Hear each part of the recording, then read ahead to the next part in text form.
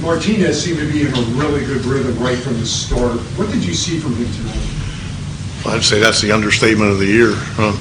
You know, I catch myself probably like everybody else looking up at the gun just to see the radar readings sometimes, but when pitchers are crisp, it usually coincides with, you know, and from the very beginning, his stuff was very crisp, and he was in command of all his pitches. I mean, that's as nervous as I've been in a long, long time.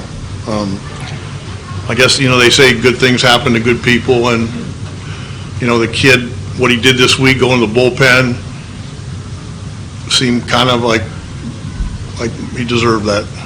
You and Nick talked about that, maybe taking the 8 days off starting wise, maybe get a bullpen, and then he decided I'll do the second one. How beneficial was that, do you think, for tonight's game? No. We weren't going to give him 8 days off. I think he got that a little misconstrued.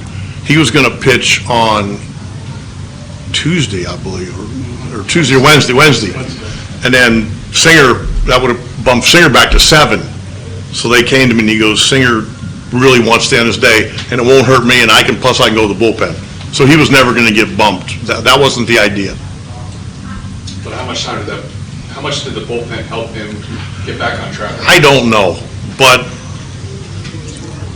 I have a feeling that if you try to make it help you, like, you know what I'm saying, instead of just, well, I got to go do, you know, he did it for a reason, to help the ball club, and he actually threw the ball really well.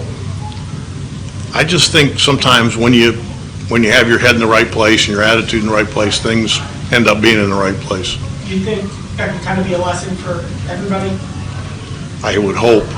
It's why you want veteran leaders on your ball club. There's a reason for that. You said you were nervous there, Dan. How much leash were you going to give him if some of those at-bats got on like that? Till he gave up a hit. We had Rogers play catch in between the innings, and then we had him throwing out of sight. So if he did give up a hit, we could go get him. Probably not often that a guy that hits 3 home runs in a game gets trumped by How about that? questions. How about that? And it was funny because he's so humble.